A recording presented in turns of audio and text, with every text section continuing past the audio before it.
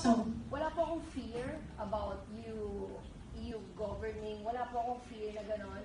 I'm just, napakasimple lang po when it comes to yung napanood ko. Yeah, so yung poor people, saan sila? Yun lang po yung tanong ko. Pero no fear, I know you can do it.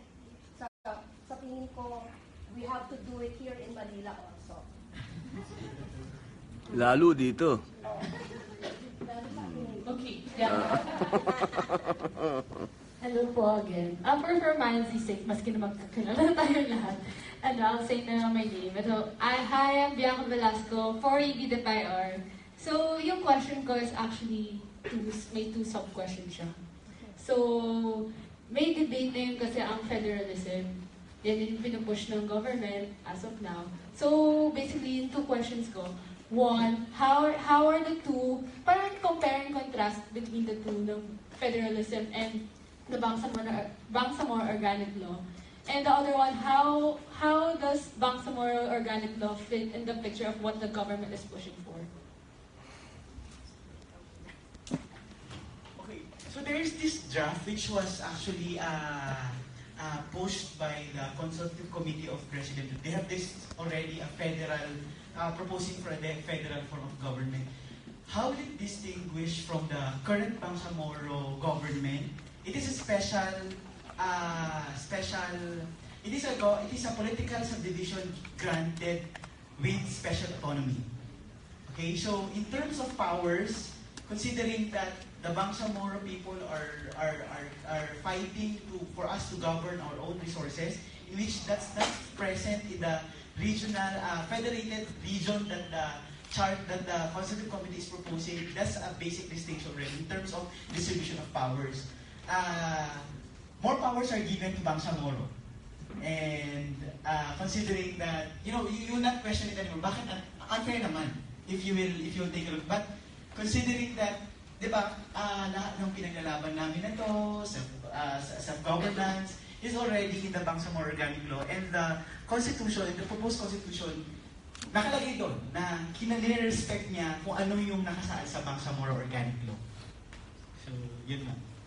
Perhaps what we could do as well is share with the organizers, Buklat Atenista, a presentation about the BOL itself. Yeah. For those who are interested, I don't know if this will have a website or something where people can go to, so that can be shared to all, or FAQs, frequently asked questions. Medyo extensive pa kasi siya na, medyo Very yung issue kasi, siya. very technical kasi siya, kaya hindi nga ginamit sa definition, hindi ginamit yung federal state. They used federated region. So, in terms of the definition of federalism, kasi iba kasi yung federalism or yung sa US, before pa na-constitute yung federal state ng US, existing na yung constitution ng mga states na yon. Here, with the proposed federal form of government, they are already, grouping it na hindi existing. So, medyo technical siya na usapan. Okay, so, yun. I remember mga almost 20 years ago, nung pinag-uusapan namin yung right to self-determination for the Bangsamoro. Legally speaking, talagang isa mo ang federalism sa forms of self-determination. Pwedeng independence, pwedeng autonomy, pwedeng federalism. So it has always been there as part of an option for the Bangsamoro people. Nung nag-umpisa ho yung administration and pinag-uusapan niya yung federalism, I think many of us who are pushing for the Bangsamoro really push na mauna siya. Kung ano man, ang pag-uusapan man ang federalism or what. Dahil andyan na eh. Diba? And ang sabi nga ng iba, pwede siya actually maging model kung ano man yung forma ng federalism na gagawin. Ang hiningi lang namin noon, well, mauna siya dahil in the first place, kailangan niyang makahabol. Mahirap po kung mag-umpisa tayo ng pare-pareho. Ang lahat, karamihan ay nasa starting line kami. Talagang ang layo namin. So talagang madedehado kami. And of course, ang issue kasi ng Bangsamoro is not just about governance or economy or yung ibang forma ng pamamahala, kundi yung historical injustice na kailangan natin i-address. Yun yung medyo crucial sa amin. Kaya meron tayong transitional justice, yung natin ng usapin. And perhaps before we go to the next one asking a question, could we see a show of hands? Who among you have heard about the Bangsamoro Organic Law for the first time today? Because that also, is a good way of understanding from our panelists. Could we see a show of hands? Alin yung mga ngayon lang narinig yung Bangsamoro, yung BOL, talaga, expert lahat? Oh, okay. Alright. Ngayon lang. Okay. But I think that's useful to know, no? Para alam natin paano rin i-translate yung ibang mga... Kasi this is 4 decades of agreement and process. Now, I'd like to invite those who want to ask some questions and comments to please approach the microphone. And as people are approaching... okay. So, akala ko meron ka aayusin. Yes, Mario. Okay. Hello, I'm Eman. I'm taking up environmental science. The BOL promises to initiate peace, am I right? And with peace comes investments. And does the BOL have safeguards to assure that the resources therein sa Bangsamoro Autonomous Region will go to the Filipino people, to the Mindanaoans, to the Bangsamoro, and not to foreign countries? Thank you.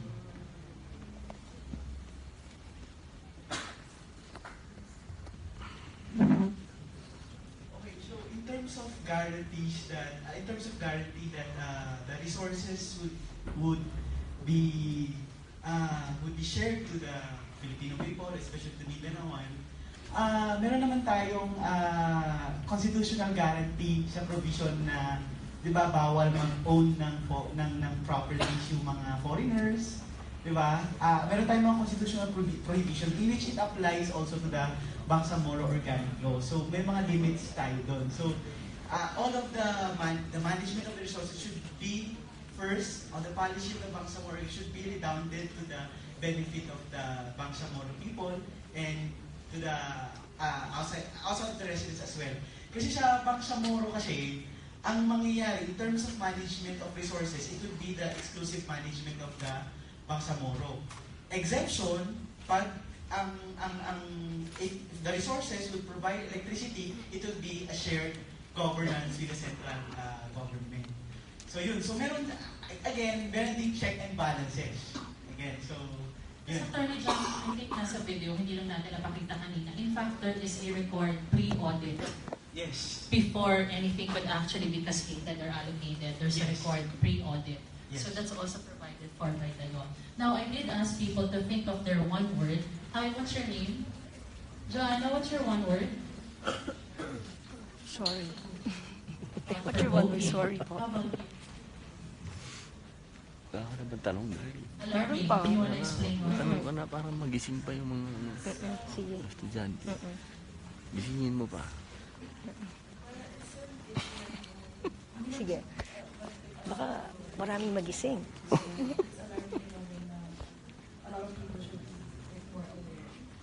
What's happening? Thanks. Anyone wants to ask a question from the microphone? Yes, please. And while you approach, what's your one word?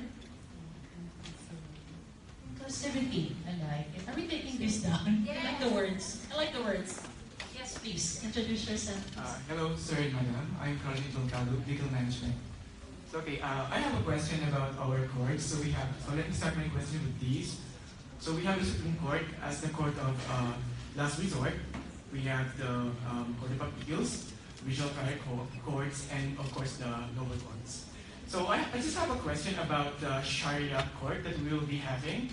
So what would be the position or the placing of that court in the hierarchy of the courts? And who will overrule who whenever there will be a conflict that will be existing? Thank you. Parang future lawyer yung tanong, ano?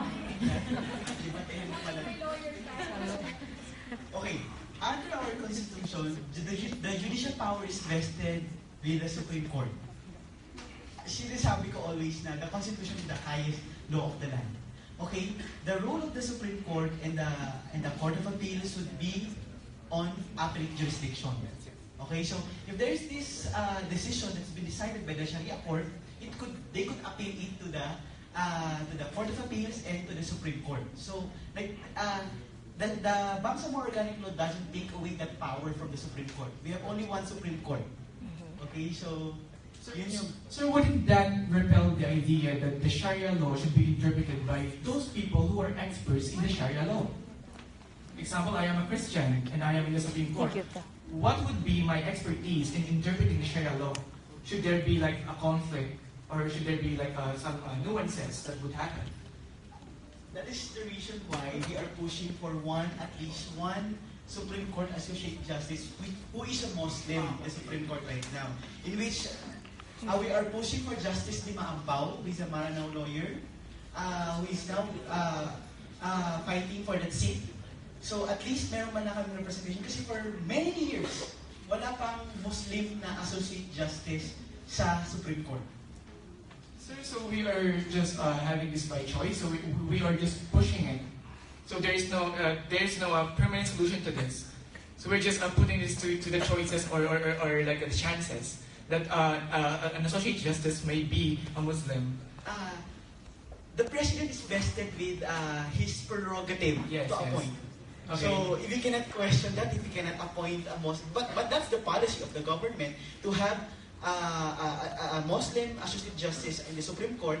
But we cannot interfere if the president wouldn't want to somehow appoint a Muslim judge. We cannot actually dig into why. So yun yung medyo mahirap. The policy is there, but the Constitution provides that it's the prerogative of the president to choose who will sit at the Supreme Court. So yun. Yeah, so we don't have a concrete solution to this. We're just we're basing it on chances. Sorry, I'm trying to recall the term kasi there is, I think, a provision na meron sa Supreme Court dapat, hindi not necessarily nakaupo as justice. Sorry, I'll get back to you. Pero provided po yun, do you remember, Anna? Meron din provided na kailangan, otherwise, isa ho siya sa mga injustices and discrimination that we experience. Even in the absence of this, as I said kanina, meron na tayo Sharia courts, we have the Code of Muslim Personal Code. And with that, and then of course, kung mabubuhin natin the Sharia law as provided in the Bangsamoro, even ngayon, ang dami hong mga legal questions na dumarating sa Supreme Court involving Islamic belief, Islamic tradition, na medyo dahil nga sa walang nakakaintindi at walang representation na nakaupo sa Supreme Court, isa siya sa discrimination that we experience. Marami hong mga decision ng Supreme Court, I cannot cite any. Baka bigla ako malaman. Pero may mga experiences na gano'n. Dahil nga, and it's not just the Supreme Court. I think it's in other government agencies, no? In other offices, na may mga policies na nagagawa at pinapa-implement sa baba na medyo off sa aming belief, no, and culture as Muslims. Thank you. I've been told that we have time only for one more, either a question or a comment. Thank you. Thank you so much, future attorney, who will represent the marginalized and the voiceless in the judiciary. Yes, please approach the microphone. Hello, my name is Raya and I'm taking up AB Development Studies here at NU. Before I say my question, I just want to say thank you for being here today because this platform is really important because we never get the chance to really communicate and hear the truth from the people who are actually experiencing. So I have a question in light of fake news and transparency with the media because, okay, short story lang, just to get my point across. I have always wanted to be a journalist in Mindanao because I felt that there was a huge gap between the people here and the people there, and I never knew the truth of what was happening. I've heard some stories, I've heard stories from relatives, but then it was never enough for me to understand what the people were going through. And I only hear so much from the media. So I want to ask, how is the media and other news outlets, are they doing justice to the truth of what's really happening? And No. for people who want to be informed, how else can we, what other outlets can we turn to so that we can know the truth about what's happening? I love the question. Oo nga eh. Pagkakam na rin ko muna yung tanong mo. Wow. Sige, habang minanam mo, can I kindly refer you to Dr. Joel Tanaday? He's the chair of the Social Antro Department here. He is actually CEO of Mindan News. So that's a Mindanao news cooperative based in Davao. So I would suggest and I would happily recommend that you have an informal conversation with him because that's a very specific question as well on journalism. And they're really grounded there, they're planted there. And Mindan News has a website. It's online. You can follow it. Pwede ba tayo sumagot doon? Tayo na ng media. Ikaw Pwede. na sumagot. Sagutin mo na, hindi. Lagi ho namin sinasabi na parte nga ng problema, yung naging problema, ay yung dahil sa naging instrument ng paghahatid ng kwento. Ayokong sabihin balita or whatever. Buti nga ngayon may alternative na tayo eh. Yes. Medyo Social careful media. na lang kung sino yung pinafollow natin. For the longest time, yung mainstream na media, which is usually based away from Mindanao, ang nagkukwento ng kwento namin. Karamihan ay mapupunta lang mo doon, mag-first flight, babalik ulit dito ng last flight.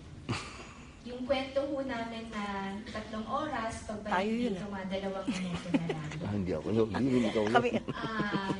This one, yung geographically. Ay, hindi pala. Sila yun. Sila yun. Pangalawa, tingin natin, and I'm very thankful na you chose the track, no? Yung context. Mahirap po yung nagbalita ka, ibinalita mo lang yung sumabog yung bomba, kinidnap si ganyan, napugutan ng ulo si ganyan. And you just lump everything together na para bang lahat kami doon ay ganon.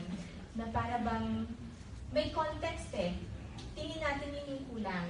Hindi siya nababalita. Even the terms used, the languages used, no, ay hindi ayon doon sa context namin. Ito yung sinasabi ho namin na you cannot look at Mindanao, particularly Muslim Mindanao, using the lens of Metro Manila. It's totally different. You need to use the lens of Muslim Mindanao to be able to understand us. So, yun. Siguro, for the past years, in terms of justice, I think, kahit hindi naman siguro sa media, kahit siguro sa workspace, di ba? I mean, ako when I ride Grab, kasi my name is Muhammad Jamalun J.B. Dupos. The Grab driver would ask me, are you Muslim? So parang, oh, bakit? So parang, I don't know, di naman sinasabi na, terorista ka ba? Abu Sayyaf ka ba? But, medyo, ano siya, parang, okay, ano ba, what's running in his mind right now? And isa pa, like, when I moved here to Manila to take the bar examination, there's this posting, this room in UP is available, you can check. When I went there, sabi ko, ma'am, sabi ko, gusto ko pong mag-rent kasi I'm reviewing UP for the bar. Sabi ko, ano po, anong pangalan po ninyo? Sabi ko, I said, Muhammad, Muslim ka ba? Ay, sabi niya, tapos sabi ko, yes po, taga-tawi-tawi. Sabi niya, parang medyo ano din yung hesitance nila na parang, sabi niya, ay, mga next week pa kasi aalis yung room na dapat magbabakit. Okay, pero sabi sa Facebook, available na siya. So yung mga ganun, I mean, it's, everywhere, andun yung discrimination. Kahit nga lang sa mga news footage. Bakit kailangan may pangalan ng Muslim bomber or Moro bomber? Gets nyo? But now, it's now your response. Kahit pa paano nasa digital world na tayo ngayon, pwede nyo nga i-correct si Mocha eh. Bakit nyo? Sorry. Kala ko bawal politika dito. No. May fake news. Okay. Outlet. Whoever it is. Okay, Sample lang yun. So, join us in this. Hindi lang si Mocha may fake news.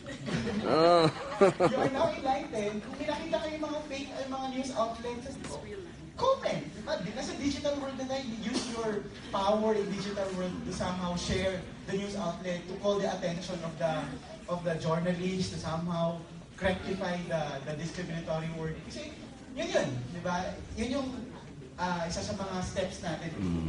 Somehow help us in enlightening the Filipino community as to how we should somehow eliminate discrimination. Yes, please. Tapos si Robin tatawagan ko. Nagsalita eh. Hindi, ano lang, medyo hindi na siya, pero related pa rin, on how stories are being narrated here. And I remember the team specifically telling me earlier, if I can share the stories that we're doing in Basilan, particularly for the Abu Sayyaf surrenderies, no? For the last, more than a year, meron na tayong more than 100 Abu Sayyaf na nag-surrender. May mga nagtatanong, bakit natin ina-accommodate? These are terrorists, these are criminals, these are bad people.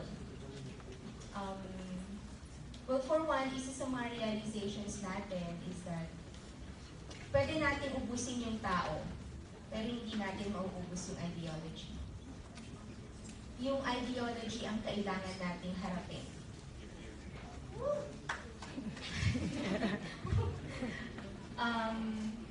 So we opened the doors. And we realized that many of them are actually there not of their own choice, but because of their circumstances. Isa po sa mga nag-surrender is a 9-year-old. Nung sumurrender po siya kasama ang kuya niya, may wounded pa siya galing sa isang operation. So, when we knew his story, talaga na-realize natin na hindi lahat ng kwento ay alam natin. So, ang nangyari pala sa kanila, nagkaroon sila ng kaaway, clan conflict. Pinatay both parents nila. At, so sila nilang dalawa, wala na silang mapuntahan. Hinahanap sila ng kalaban, yung pumatay sa magulang nila. And then, isang operation, dumating yung mga sundalo. Kasi yung mga Abu Sayyaf dati, minsan pumupunta sila sa mga communities eh. So, ayun, isa sila sa mga, syempre kung andun na, kaya nga sinasabi namin, kung gera, kung operation, di naman namimili ang bala eh. No? So, nagkataon na napasama ko sila sa grupo ng mga Abu Sayyaf. Hindi na nila kayang lumabas. So, kasama-sama sila wherever they go. Wala na silang choice. Binigyan na sila ng armas. Kasi kung andyan na sa operation, diba, they also need to defend themselves. So hanggang nga sa narinig nila yung program nung pag-surrender. And they decided to surrender. So yung mga ganun yung kwento. Meron din po kaming isang experience na, ganun din, minors, nagkaroon kami ng isang consultation. Yung mismong sister ko na nandito, nandun siya, nakita niya yung mga bata na may dalang armas. So sinabi niya, para saan yung armas na yan? Ang sabi nila, to defend ourselves. Sabi niya, against the soldiers? Sabi niya, hindi. Sundalo, politiko, Abu Sayyaf, lost command, kung sino ang may intention na malakit sa amin. So, yung mga ganun, I'd like to share also isang napaka-sad na story. Just to put the context and really emphasize na ang dami nating hindi alam. Again, an Abu Sayyaf na-rescue ho ng grupo na ginagamit siya for errands. I think he was 12 that time or 13. Nung na-rescue ng grupo, na ibalik sa school, na isama namin siya sa program ng Football for Peace. Nakapunta dito ng Maynila, nakapasyal. And then, nung bumalik ko sa Basilan, bumalik siya sa school, pinuntahan ko talaga siya ng Abu Sayyaf sa school. And unfortunately, he did not make it. So, ang hirap po kung generic lahat ng tingin natin sa mga bagay-bagay. Nang hindi natin nalalaman ano yung individual na kwento ng bawat isa. And I think Yun yung missing, yun yung gap in terms of whatever media is available, whatever platform is available. Kaya we're always very thankful na there are spaces like this. We get to share our stories, you get to listen to us. You also get your insights on what is happening. Thank you. Thank you so much. Thank you too for the question. Sir Robin, meron po ba kayong gustong sabihin? Ano? Aba, Ba, ikaw? Ano naman, tol? Bismillah wa salatu wa salamu rasulillahi. Assalamualaikum warahmatullahi wabarakatuh. Sumayin niyo po ang kapayapaan. Peace be with you in English. Ako po ay nagpapasalamat sa British Council sa pag-imbita niyo po sa akin. Ako po ay hindi speaker dito, mga mahal naming estudyante. Kami po ni Direct Joyce ay estudyante lang, katulad ninyo. Inaalam din po namin kung ano yung tungkol sa Bangsamoro. Ako po ay nagpapasalamat sa inyong lahat, mga estudyante na nandito ngayon.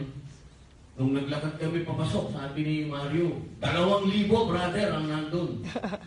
Pero pagpasok ko, wala tayong 100 niya. Pero naniniwala ako itong mga batang ito, kayo, ng mga estudyante, kayo yung magiging ambassadors nila ng mga Bangsamoro, na tayong lahat Pilipino, kung tayong maging political masyado. I'm sorry my brother, kung medyo tumirit ako kanina, pero huwag tayong maging political. Ang problema ng Bangsamoro, ang nangyayari sa Bangsamoro, kasi masyado tayong political, kaya nagkakagera. Sa usapin na to, dapat huwag natin itong hawakan, huwag natin tingnan na political, kundi tayong lahat ay Pilipino. Yun lang po. Maraming salamat. Mabuhay ang Pilipinas. And perhaps as a last sharing, which is 58 seconds worth, I believe. After the Bangsamoro and Beyond conversation in the Doughty Theater, Sipat Lawin, which is a cultural ensemble, gathered some of the audience, especially young people from different parts of the Bangsamoro, to talk about their collective aspirations. And they will be showing a video of that experience. What is that vision? What is that hope? What is that commitment? And the teaser will be shown with us. This is the first airing of the video teaser. So, with your indulgence, the teaser.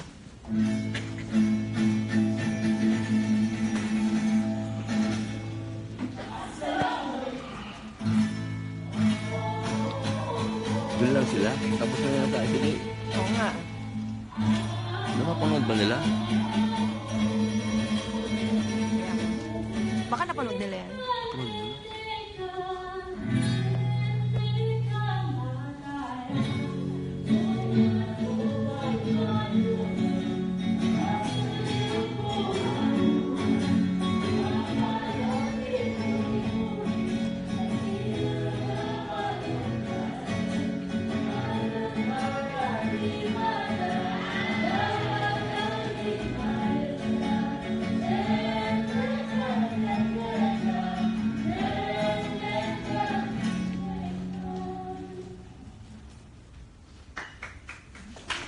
Ganun lang pala kaisip.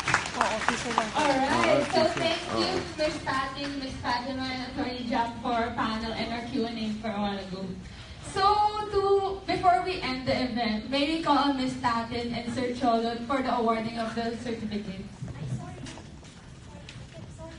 I promise kasi kanina I'll get back. Juris consult. As in legal.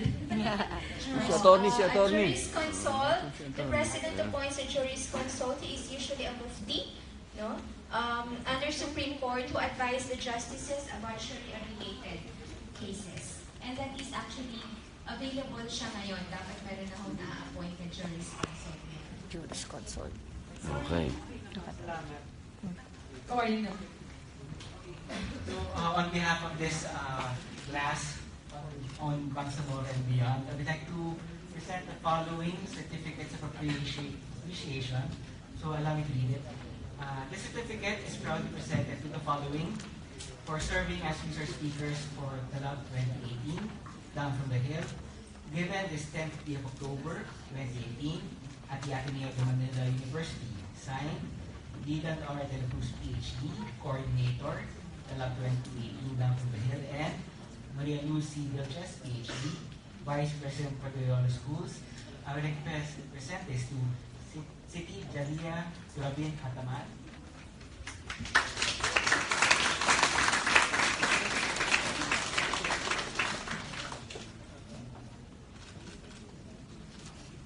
Next, to Muhammad Jamalul J. Nidupos.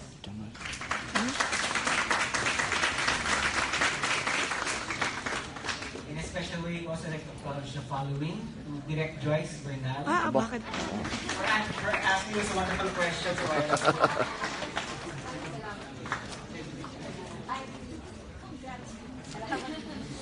And last but not least, to Robin Padilla. Aba. Oh, wow. Walang inspirational to.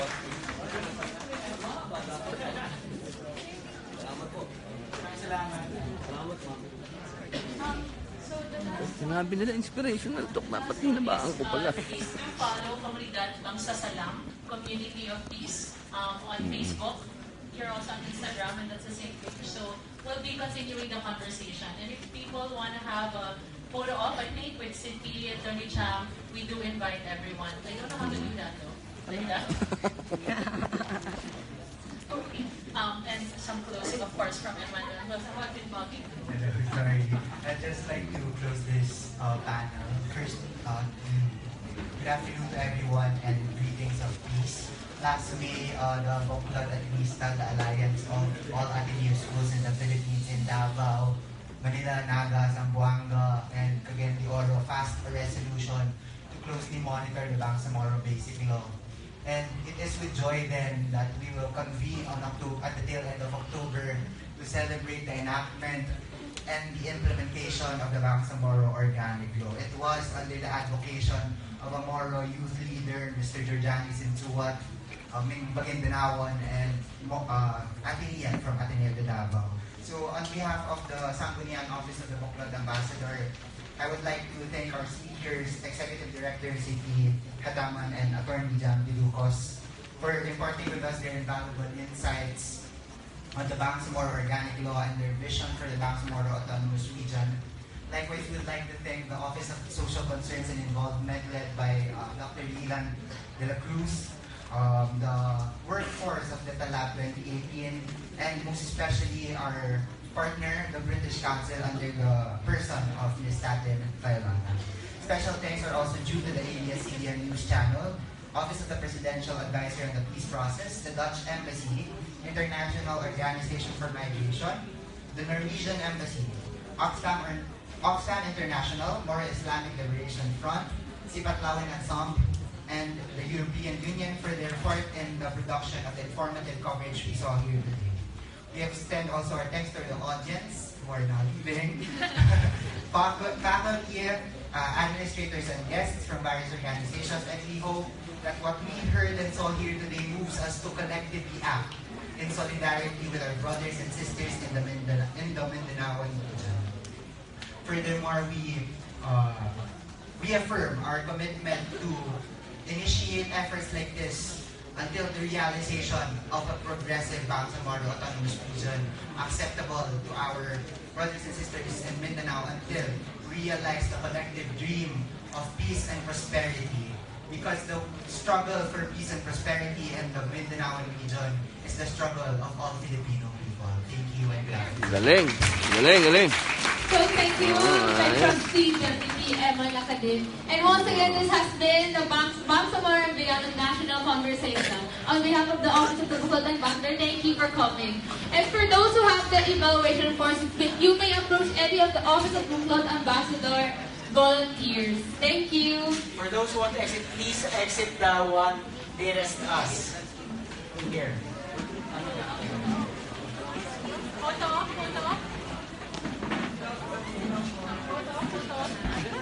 No, ma'am. Galing, ma'am. Brother. No, salamat.